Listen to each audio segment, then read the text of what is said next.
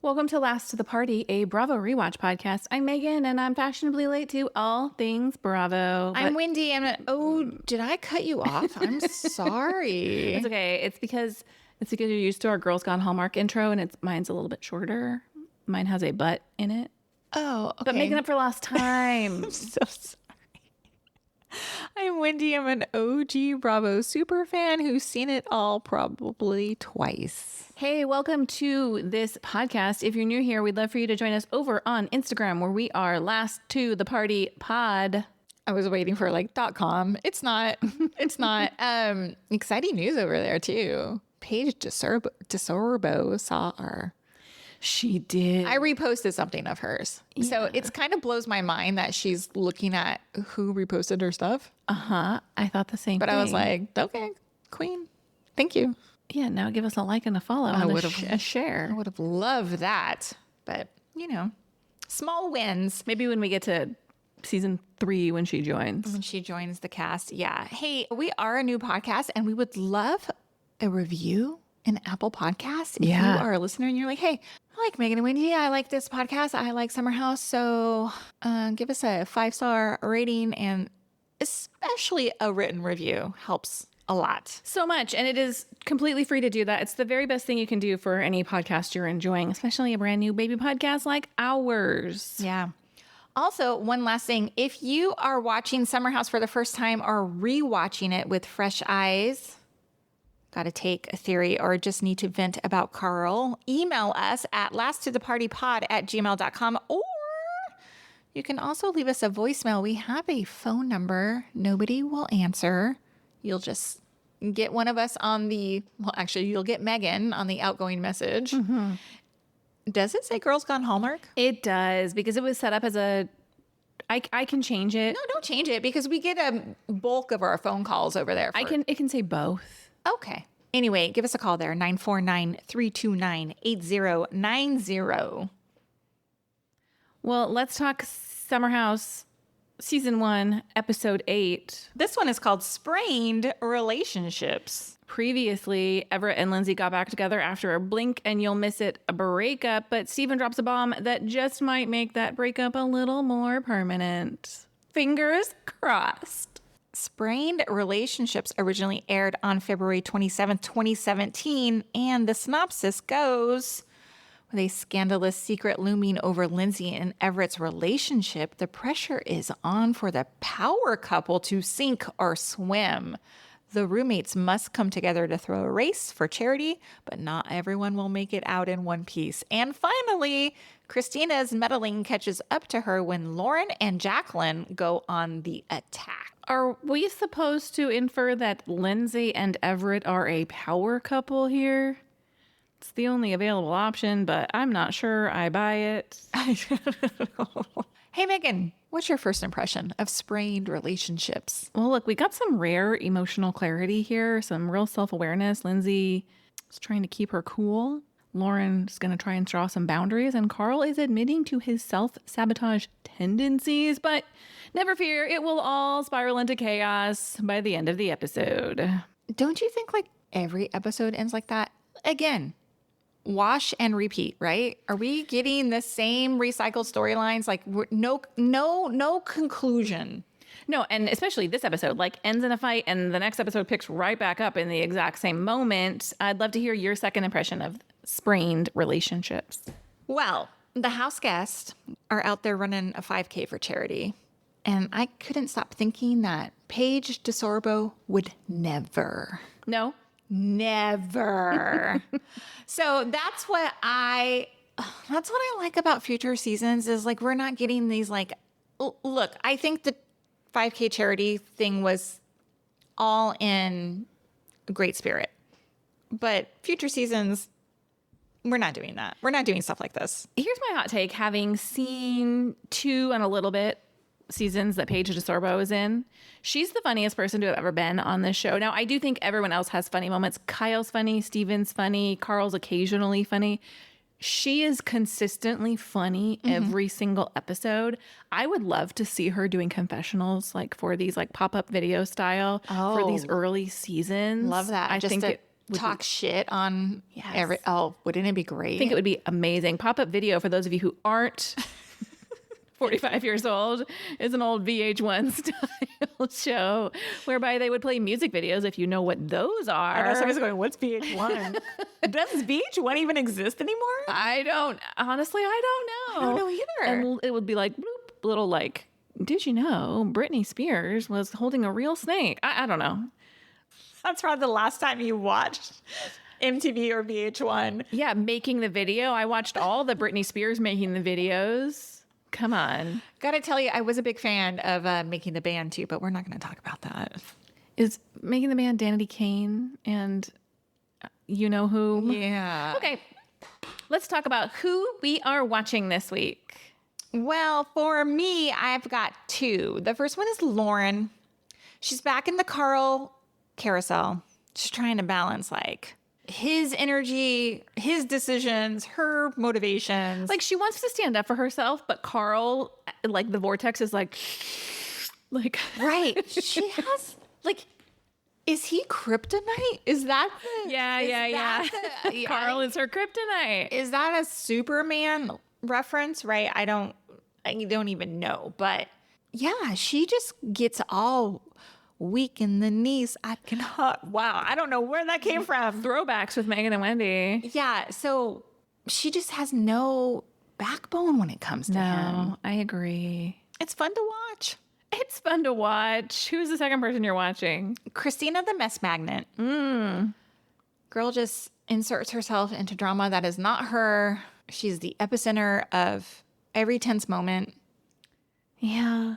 And if you recall early on, I was like, ugh, Christina. Ugh, I can't stand Christina. Well, I will tell you, on this version of a rewatch, with these fresh eyes, I kind of feel bad for her. Oh, me too. Me too. I do think a lot of this is a problem of her own creation, but I, over the next few episodes, have a real soft spot for Christina. We're going to get into it. Yes. I'm also watching Lindsay this week. I feel like she's like trying so hard to be emotionally mature and self-aware. You know, she says like the housemates are tired of the fighting, so let's try and keep it together. She's not there yet. No. I mean, she immediately starts micromanaging the HOH walk. Mm-hmm. But I think that's like in line with who she is as a business person. For sure. As well. But she's trying. Now, of course, by the end of the episode, all of these people will have completely fallen apart. Carl, I'm still watching. I appreciate him acknowledging his role in some of this. Mm-hmm. But also, he's kind of like, I'm the problem and also the solution. Right. It's also short-lived for him. Let's take a quick break and we're going to come right back to talk about our favorite scene in this episode. Hey friends, are you loving Last at the Party and want even more Megan and Wendy in your life? Well, we've got something just for you. Join us over on Patreon, where your paid subscription of $5 a month will get you 4 bonus episodes from us. It's all the extra chatter you won't hear anywhere else. It's your best way to support the show and hang out with us a little bit more each week. Head over to patreon.com/Megan and Wendy and become a member today. We promise we're even more fun over there. Hey, Wendy, did you have a favorite quote or scene in this episode? I hope yours is the same, but Lindsay saying, I'm going to go sleep at a guy's house tonight with a guy in a bed. This is Lindsay's mic drop, peak dramatic walkout. I feel like you can hear the producers practically cheering that this moment happens. I mean, I've seen this scene for the last 10 years. Like, they play this scene. They like reference back to this scene, like, many times throughout the next. It's not 10 years. It's 10 years this year. Like This is the 10th the season they're filming right now is They're in their 10. 10th year. Yeah, but man. Yeah, so throughout the last decade, this is an iconic moment that they revisit. I get that. I was like, oh, especially when we see how this moment ends with a whimper in the next episode. That isn't actually my favorite quote. You know, it was hard to choose between Carl's "in my head I'm going to the principal's office and the principal wants to hook up with me," or Or I'm really good at fucking shit up, but I'm also good at patching things up. Relatedly, Lauren, I don't know if he's crazier for coming back or if I'm crazy for allowing it. All of these things. Great questions. Great questions. What did you like? Well, I liked it for the hot second it happened, but it was Lauren holding Carl accountable. Yeah. When she confronts him about bringing random women to Lindsay's birthday party without a heads up, I feel like this is one of her strongest moments all season long, dealing with Carl. But then folds like a cheap card table. She just deflects. That's it's in my wishes, but she deflects the blame away from Carl, and that's what I don't like about that moment. But yeah, I appreciate. She was like, "This is why I'm upset. I'm not going to play games. You did this, and it bothered me." As mentioned, I did like Lindsay discussing like the house is so over the fighting, so we're going to try it real hard. And quite frankly, I liked the charity 5K moment. Did you? Yeah, I like when they go out and do stuff because they don't really do a lot at the house. We're not at big party at the house, peak summer house yet. And so a lot of their house stuff is just the housemates like trying to catch a vibe in the kitchen. Yes. And so I like when they do stuff and there's more going on. Also, as a former nonprofit event manager, like this really resonated with me. And I was like, you need a lot more staff for this moment. Totally. I was like, did they just roll up like an hour before the With some run easy ups? starts? And they're like trying to organize. Like I hear Lindsay go, "Oh yeah, we're gonna need bagels and stuff." What? Yeah. You don't have any food? Yeah, they sent them to go get snacks the morning of. I was very stressed. Like I used to work for the National MS Society. We ran events like this. Like my entire job was running the volunteers for these events. Like there's a lot going on. It stressed me out. I was like, we need someone to be in charge. Especially because there's a moment, I don't know if you caught it. They're like, if anybody's pre-registered, come over here. And I thought, are all these people just registering day of? Are they just hoping people show up? Yeah. But look, I like the charity itself, providing mental health resources for veterans. Great. I thought it was fun up until it was not fun, but I thought it was fun watching them do this run. I didn't. I'm down for like the charity aspect of it. But you didn't care about them running? No, not 1 minute. Not 1 minute of it. You didn't like Carl pointing out that he had to carry the 20-pound bag and Ashley and Lauren are already carrying 2 fun bags of their own? No, I didn't like that at all. And I thought it was kind of funny that they're like, well, just leave. How rich is this? This is a show about, or this is a charity event about military, honoring military people. Yeah. Leave no man behind. Wounded warriors, and they just left her on the They course. left her. They're like, peace. Somebody's going to come and get you. Yep. Yeah.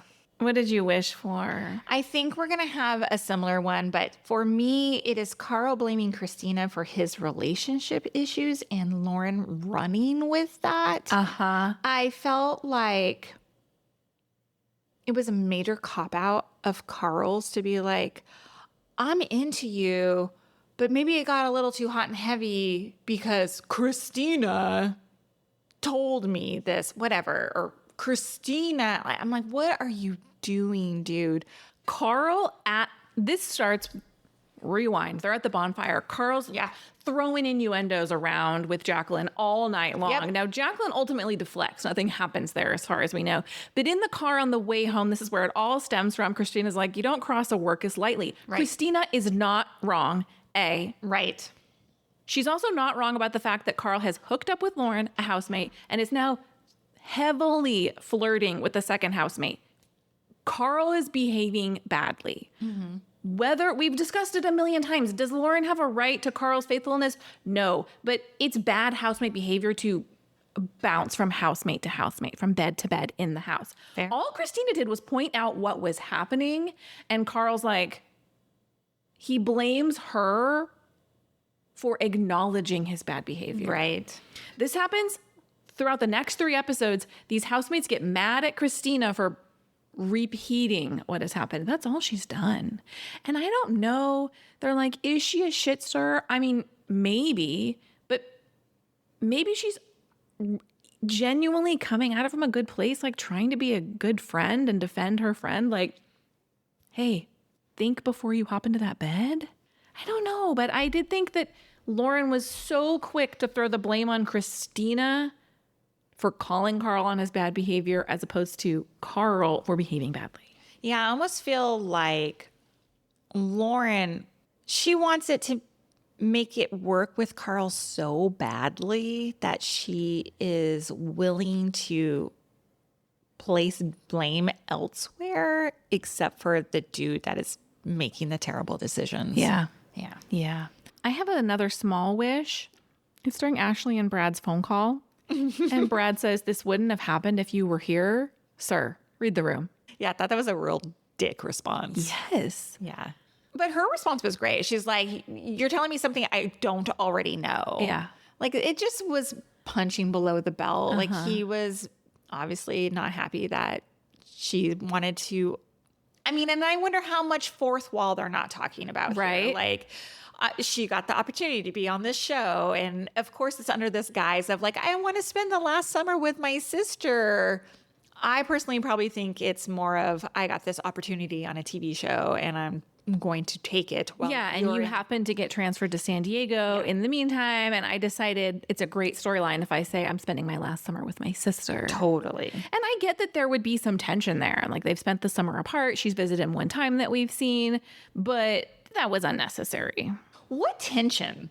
Because it's not like they have children at this point, right? He's going to work every single day. Like, what tension could there be? Other than like, I don't get to see you. Like, I would miss my husband, but I don't think I'd be angry with him. Never. It's for me a completely different scenario if you are not have small children at home, if whatever. Yeah, Brad's got to take care of Brad. Go to work, go to the gym, make himself dinner. I can understand that, like, maybe he's a little lonely. He doesn't have, someone to hang out with at night. We don't know what other baggage they're bringing into this situation. Right. I had one more little wish. Okay. The brewery bus ride. I'm in, like, I like chaos. Like, I like these moments, but like the pole dancing. Oh, yeah, that comes up later in my notes. I'm sorry, Kyle just going in for this kiss with Jacqueline, like taking their shirts off. Look, I'm not a prude, but also I'm like, are we on Love Island? It's giving Love Island. What is Exactly. happening I here? know. Like, y'all are in your 30s. I never acted. I've been on a bus ride to a winery. There was no twerking happening. No, you weren't on that stripper pole? Me? Me? Please. It just is like, okay, everybody turn it up to 10 because we're on this bus ride and we're making a TV show. Get crazy. It just feels gross. It felt gross. I agree. Let's talk. Did you see that? I have one I have two. And the first one I have is a true, did you see that? Let's hear it. Christina's recycled apartment scene. She's in the same orange dress. She is sitting on the couch. Yes, This she the scene is. from a couple episodes when she had the big fight with Lindsay when Lindsay brought all the interns over. Yeah, and this time she's just talking to Katie about her job prospects. I talked to Nicole Richie. Yeah. That was a weird scene. I thought so too. She's tiny. She's nice. She's cool. What? My did to see that is at the 5K, there are so many blurred faces. Like, did they not have a release form on hand for all these people? Or are these people like, I'm not signing that? Yeah, maybe. Mm-hmm. I didn't notice the blurred faces. So many. Like, every single runner other than the house guests. Oh, interesting. Yeah, housemates. My other did you see that is Kyle drops a line. He says, "Damn, Gina." This is a line that originated from the sitcom Martin from the 90s. Yes. And you know how much Vanderpump Rules I've watched? During the same time frame, 2017, it is set on Vanderpump Rules too. Oh, so wow. like it must have had this resurgence in the late 2000s. Is 2017 the late 2000s? Is that I don't know. It's not the late. not It's technically. like the 2010s. It's the late 2010s. the late 2010s? You're right. Anyway, yeah, damn, Gina. Do you know you watched Martin, right? I did. I have one kind of like throwback moment that, in addition to Kyle, his startup scenes are given accountability with Teddy Mellencamp vibes to me. Oh my gosh, right? Also, I didn't fully understand what was happening. I'm like, it's an app for like weight loss and accountability, but they send like an actual trainer to your house. That doesn't make any sense to me. It's like trainer on demand, maybe? Yeah, because I thought the app would be like, check in with me and like tell me what you're eating, and I'll give you some, like, here's your workouts for the week, and here's your meal plan for the week, and here's what you should, you know what I mean? Like, Yeah. I'm not down with any of this. I'm like, please don't tell me what to do. But I can understand the need for something like that. But then when they showed them working out with a real trainer, I thought, well, then, like, the point of the app is like you could be anywhere. Right. Anyway, You want to hear something funny? Total side note. I was on Reddit the other day. I follow the Chat GPT Reddit subthread, and somebody was like, online trainers and online fitness things will all go away in the future because Chat GPT will just take that over. even the video portion of it. No, but Yeah, but yeah, a lot. I mean, I think it'll replace a lot of that, right? Yeah. Create a workout plan for me, Right. a 45-year-old woman with these goals. Exactly. Yeah. Anyway, We kind of already discussed my low-key iconic moment of the week, but it's poor Ashley. They leave her on the course, left behind crying. And Lauren's like, you said to leave me behind. And she was like, I know, but you know, like, I felt it was so relatable. Like, of course I told you to go ahead. I'm not going to tell you to stay with me, What are but the you should stakes? have stayed with me. what are the stakes here? They're trying to win something? Yeah, like you didn't need to finish. Someone should have Stupid. stayed behind. I Yes. know they're not going far, but I could understand the feeling of like, I'm hurt and in pain. I can't walk. And now I'm stuck and they've all left me behind. And someone's got to come pick me up with the truck. I would have been get it. crying too. I get it. I do get it. My low-key iconic moment is something we already talked about earlier, but it was the big dinner blow up between Lindsay and Everett.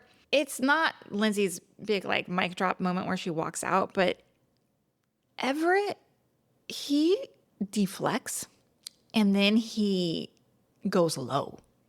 Like that guy just loves to be defensive and sling insults to somebody he is supposed to be in love with. It's just red flags. He just jumps right into Steven's face in that moment. Like mad at Steven that he said that. I'm like, no.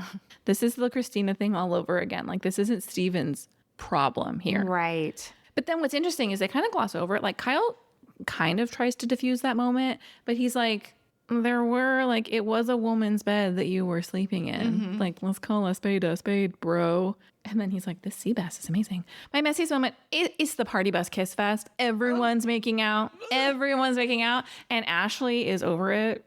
She kind of tries to like shut it down and just ends up being the only one not making out with anybody with a broken ankle. I wonder if this is because she's like married and she's like, come on, guys. Yeah. You're acting like a bunch of teenagers. Spring here. breakers. Spring breakers. Yeah, exactly.